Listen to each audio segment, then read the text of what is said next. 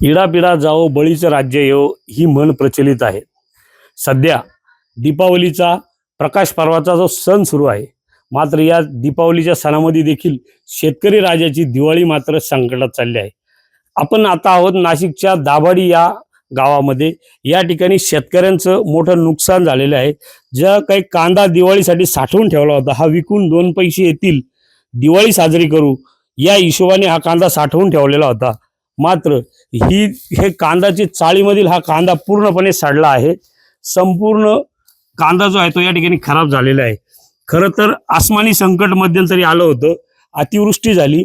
या अतिवृष्टीमध्ये शेतकऱ्यांचे जे खरीपाचे जे काही शेती पिकं होते ते संपूर्णपणे नेस्तनाबूत झाले। त्यामध्ये शेतकऱ्याच्या हाती काहीही लागलं नाही। शेतकरी त्यामध्येच पूर्णपणे नेस्तनाबूत झालेला आहे। त्यातच आता कांदा चाळीमधला कांदा देखील सडू लागल्याने शेतकरी पुन्हा एकदा संकटात सापडलेला आहे। दिवाळी कशी करावी असा यक्ष प्रश्न सध्या शेतकऱ्यापुढे आहे। आपल्या सोबत बोलण्यासाठी शेतकरी आहेत। दादा मला सांगा, दिवाळी आली आहे आणि नुकसान मोठ्या प्रमाणात झालेले आहे, कांदे सुद्धा खराब झालेले आहे, काय सांगाल एक शेतकरी म्हणून? सर, खरीपची लागवड केली होती मक्याची, तर खरीपच्या याच्यामध्ये अतिवृष्टी झाली। अतिवृष्टीमध्ये पण मक्याचं पण काही पाण्यामध्ये गेलं, काही जे होतं ते गोळा करून चाळीमध्ये ठेवलं आणि त्यात कांद्याची ही तुम्ही परिस्थिती बघितलीच आहे की कांद्याला 2 पैसे भाव सरकार देईल या अपेक्षेने कांदा साठवून ठेवला की दिवाळी चांगली साजरी होईल याच्या आशेने कांदे ठेवले, तर कांद्याची ही अवस्था झाली। तर सरकारने याच्यामध्ये दक्षता घ्यावी की दिवाळी तरी शेतकऱ्याची चांगली झाली पाहिजे। तर सरकारने दिवाळीनंतर तरी कांद्याला भाव देण्यात यावा, कारण की कांद्याला 400-500 रुपये भाव आहे।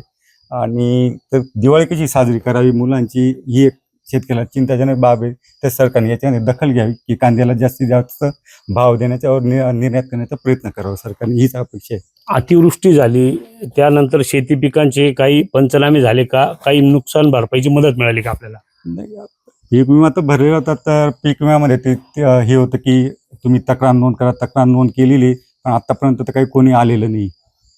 पंचनामे झाले शेती पिकांचे? नाही आले तर कोणी, फक्त ज्यावेळेस आपण पीक विमा जो भरतो तर त्यावेळेस आपण तक्रार नोंद करतो, ती तक्रार नोंद केलेली, तर त्या तक्रार नोंदीनंतर तर आतापर्यंत तर कोणी आलेलं नाही। सरकारकडे काय मागणी करायला आपण? आणि सरकारने तर शेतकऱ्याची दिवाळी ही चांगली करावी हीच अपेक्षा आहे आणि कांद्याला 2 पैसे भाव दिला पाहिजे ही सरकारकडे विनंती। बाकी तर काही शेतकरी आज की जगवला तर ठीक आहे, नाही तर शेतकरी कसा जगावा ही एक मोठी अडचण आहे। तर सरकारकडे एवढीच अपेक्षा आहे की कांद्याला जास्तीत जास्त भाव देण्याचा प्रयत्न करावा, निर्यात चालू करावी हीच अपेक्षा आहे सरकारकडून। शेतकरी राजा जगला तर राष्ट्रही जगेल। शेतकऱ्याला 2 पैसे मिळाले तरच शेतकऱ्याची दिवाळी साजरी होईल, अन्यथा दिवाळी कोरडीच राहणार आहे।